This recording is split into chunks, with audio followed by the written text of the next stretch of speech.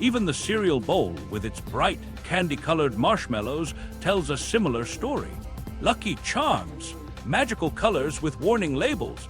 For many American children, breakfast often meant a bowl of Lucky Charms filled with brightly colored marshmallows and oat pieces, marketed with the promise of being magically delicious. Parents bought into the fun, and it became a household staple.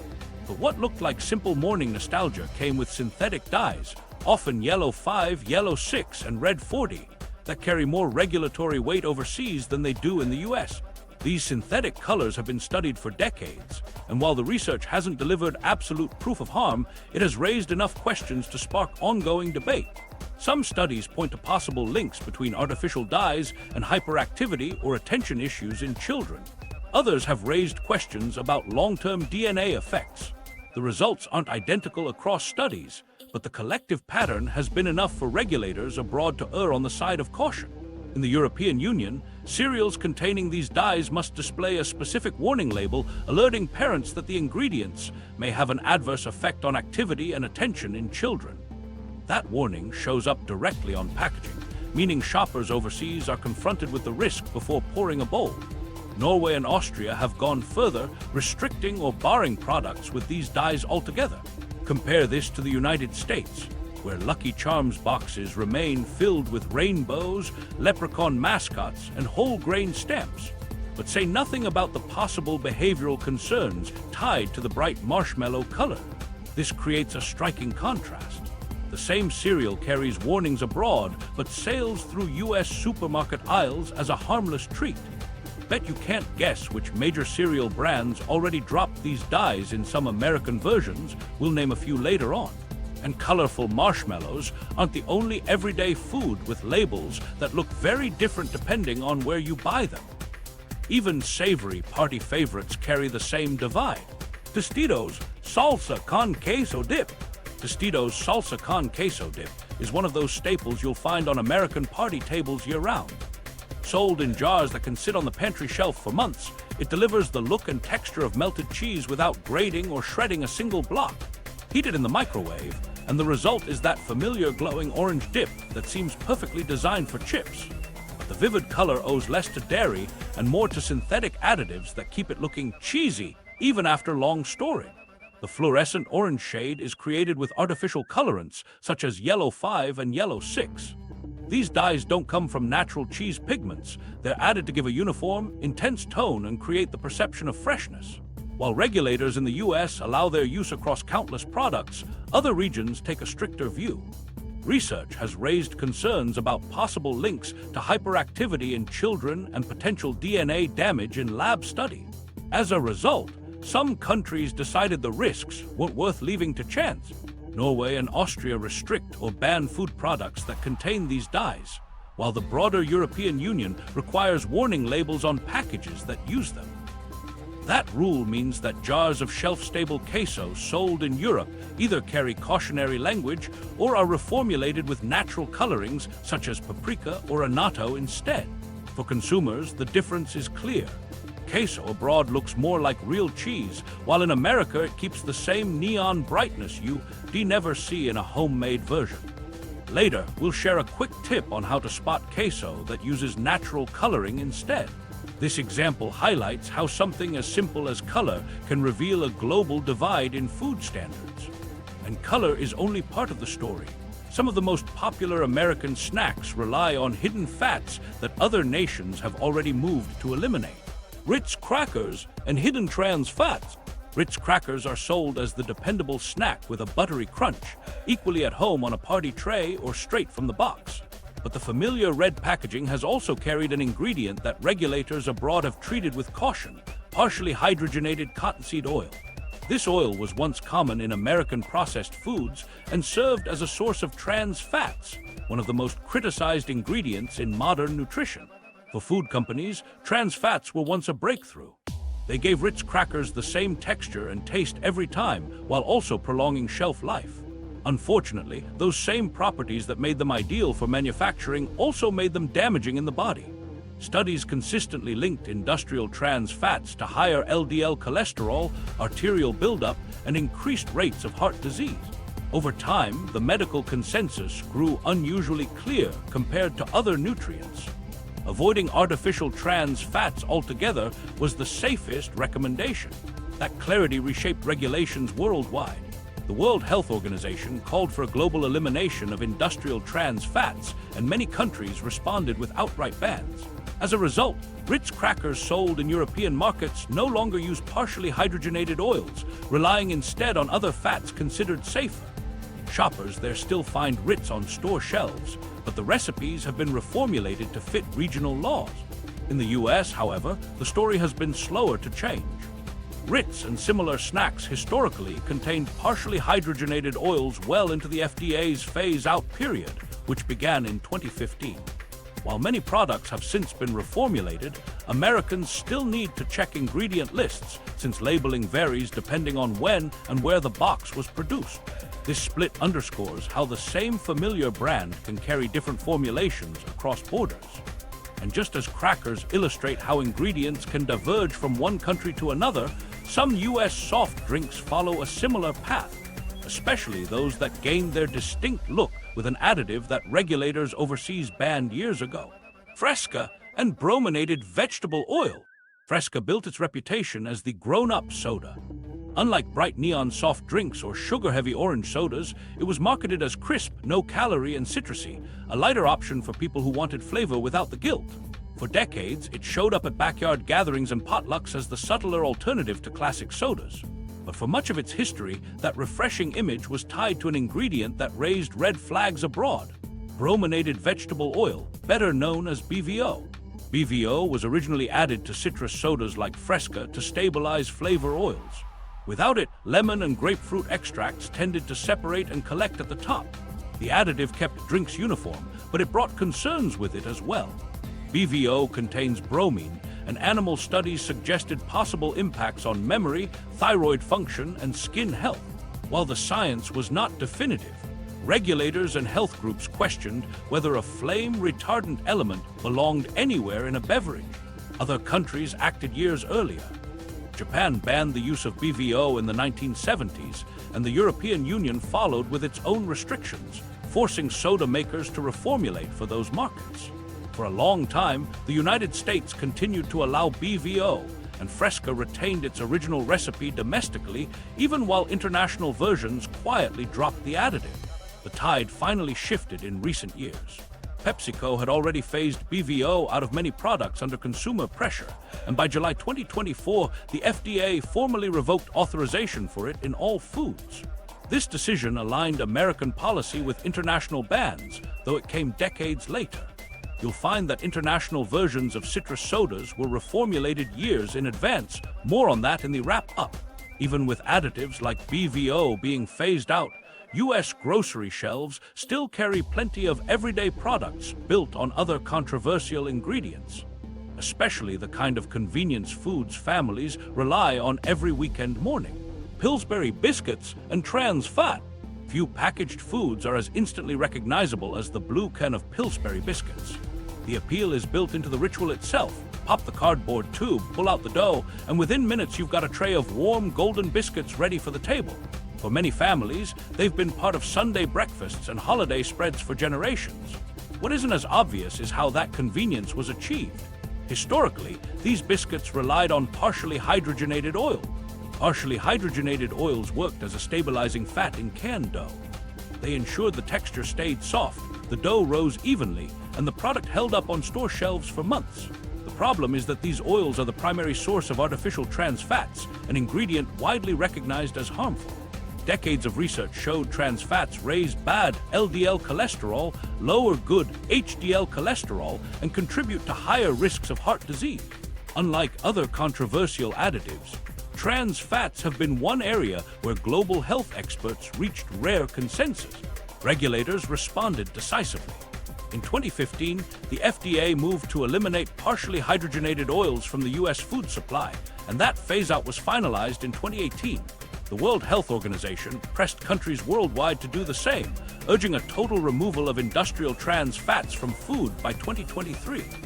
Many nations already banned them outright, forcing companies to reformulate with alternatives like palm or canola oil. Today, in most international markets, canned biscuits are still available, but without the trans fats. In the US, brands like Pillsbury have introduced reformulated versions, but lingering variations mean ingredient labels can differ by product and region. For shoppers who want to be certain, the safest approach is to check packaging for both 0G trans fat and confirmation that no hydrogenated oils are listed. Next, we'll turn to a very different category of processed food, one that glows bright orange and shows how artificial coloring remains a dividing line between American shelves and foreign ones. Sunkist soda with artificial colors. Sunkist soda has long been sold as liquid sunshine, its iconic orange glow making it stand out in vending machines, gas stations, and picnic coolers. The look is part of its appeal, but that striking citrus hue doesn't come from oranges alone. It's created with synthetic dyes, which give the drink a fluorescent brightness that's as much about appearance as flavor. In the United States, these colors are treated as routine additives. They're what makes Sunkist gleam under store lighting, creating the impression of a fruit-forward soda. But regulators abroad take a more cautious approach. Concerns about artificial dyes have centered on possible links to hyperactivity and attention problems in children. While the science is still debated, officials in Europe judged that families deserve transparency. The EU requires warning labels for food and drinks containing certain dyes, particularly those sold to children, and many products end up reformulated to avoid the label altogether.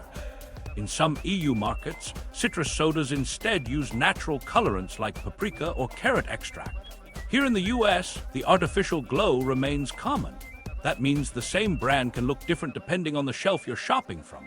Abroad, citrus sodas often appear paler, closer to real fruit juice, while American versions keep their sharper neon coloring.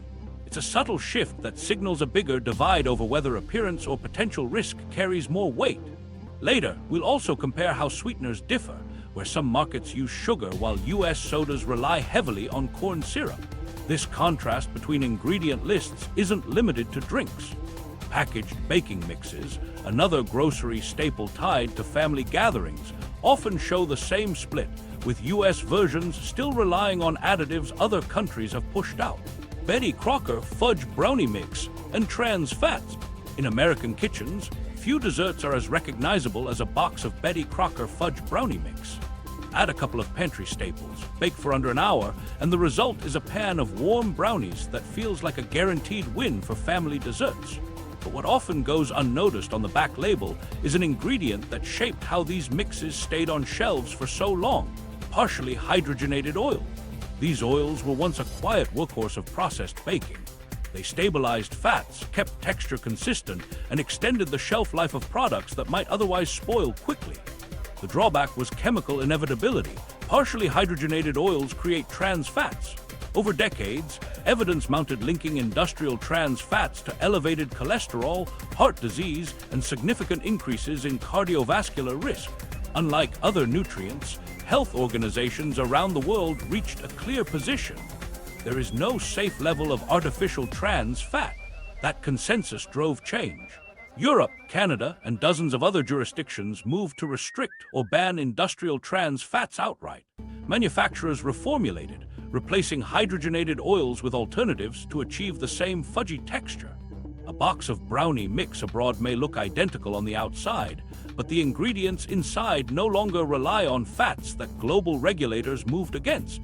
The World Health Organization added trans fats to its global elimination agenda, reinforcing the idea that they have no place in modern food systems.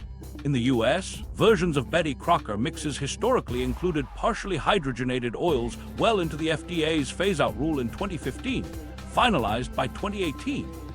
Many recipes have since been updated, but ingredient lists can still vary by product line or where the box was sourced. For American shoppers, the best way to be certain is to scan the label carefully for hydrogenated in the fat sources. And baked mixes are only one category where hidden preservatives and additives appear. Even the pie crusts pulled out for holiday gatherings reveal the same divide in approach between convenience and chemical caution. Pillsbury pie crust with BHA and BHT. Pre-made pie crusts are among the most common shortcuts in American kitchens, especially during the holidays. Pillsbury's refrigerated version is one of the most popular, ready to unroll and fill without the work of mixing, rolling, and chilling dough by hand. While it's marketed as a simple time saver, the label tells a more complicated story. Alongside flour and fat, it often contains two additives that have faced international scrutiny: BHA and BHT. BHA, or butylated hydroxyanisole, and BHT, or butylated hydroxytoluene, are synthetic antioxidants added to prevent fats from going rancid. Their presence allows products like pie crusts to stay stable for weeks in the fridge, which is convenient for both companies and shoppers. But studies in animals have raised concerns that these preservatives may act as possible carcinogens and could have endocrine-disrupting effects, prompting regulators to question their long-term role in food. While evidence in humans remains less certain, that regulatory caution has already shaped policies abroad. Several jurisdictions restrict their use outright. The European Union has imposed tighter rules on when and how BHA and BHT can appear, while Japan has long limited them in food. These moves have forced companies to produce cleaner formulations for export markets, often relying on natural preservatives like tocopherols, vitamin E, instead. In Europe, for example, families can pick up packaged pie crusts that serve the same function in the oven, but without synthetic additive. In the United States, Pillsbury products remain widely available with BHA and BHT still listed among the ingredients. The FDA continues to allow their use, but both compounds are now subject to ongoing review. For American consumers who want to avoid them, the simple step is to look for no BHA/BHT labels, which are increasingly used by smaller and specialty brands. And while preservatives in pie crusts highlight one side of the debate, some of the brightest colors in American desserts point to another. Where even a childhood treat owes its look to additives, other regulators treat far more cautiously. Raspberry Jell-O with Red 40.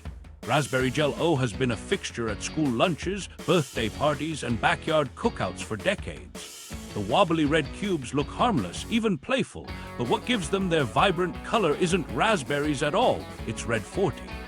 Yes, the color more than the fruit drives the look. Check labels if that matters to you. Red 40, also known as Allura Red, is one of the most widely used synthetic dyes in the United States. It appears in everything from cereal to soda, but Jell-O is perhaps the most iconic showcase because the color defines the dessert. The concern isn't just cosmetic. Studies have raised possible links between Red 40 and hyperactivity or attention issues in children, as well as reports of allergic reactions in sensitive individuals. While not every study reaches the same conclusion, the consistency of caution has been strong enough to push regulators outside the US to act. In Europe, for example, Red 40 doesn't have the same free pass it enjoys in America. The dye is restricted, and when it does appear in food, the EU often requires clear warning labels stating that it may affect activity and attention in children. Parents buying gelatin mixes abroad see the issue flagged right on the box. Some markets go further, reformulating recipes to use natural coloring agents like beetroot extract instead. That means raspberry gelatin sold in European supermarkets has a more muted appearance, closer to the color raspberries actually produce, without the fluorescent punch US shoppers have grown used to. Here at home, though, Jell-O hasn't budged. The boxes continue to promise the same candy red shade that generations grew up eating, even as other regions decide transparency or reformulation is the safer path. And while artificial colors spark one kind of debate, the 1990s saw another food additive dominate headlines, this time not for brightness, but for how it promised to take fat out of America's favorite snack. Doritos Light and Olestra. Doritos Light entered the snack aisle during the height of the fat-free craze in the 1990s, promising the same bold flavors as regular chips without the calories. The ingredient making that possible was Olestra, marketed under the name Olean. On paper, it seemed like a breakthrough. Olestra wasn't absorbed by the body, which meant you could eat chips without taking in the fat. For a country leaning toward fad diets, it looked like an easy shortcut. The problem was how it behaved once people started eating it. Instead of acting like a harmless substitute, Olestra caused gastrointestinal side effects for many consumers. Reports of cramps, bloating, and digestive distress became widespread, and the most notorious symptom, labeled anal leakage, quickly turned into a public relations nightmare. What began as a miracle ingredient ended up as a punchline, and sales never fully recovered. Health authorities outside the United States viewed Olestra with greater caution from the start. Canada banned foods containing it, as did the United Kingdom and other European nations, citing more than just consumer complaints. Regulators pointed out that Olestra could interfere with the absorption of fat-soluble vitamins like D, E, and K, which raised long-term nutritional concerns. To them, the modest calorie savings didn't outweigh the possible losses in essential nutrients. By the early 2000s, Olestra-based snacks had largely disappeared from mainstream U.S. shelves as well. While a few specialty products lingered on, the combination of public backlash, international bans, and dwindling demand sealed its decline. Today, Doritos Light is remembered as one of the most infamous examples of how fast food innovation can backfire. It illustrates how ingredients developed for cost or convenience can raise bigger questions once regulators and consumers take a closer look.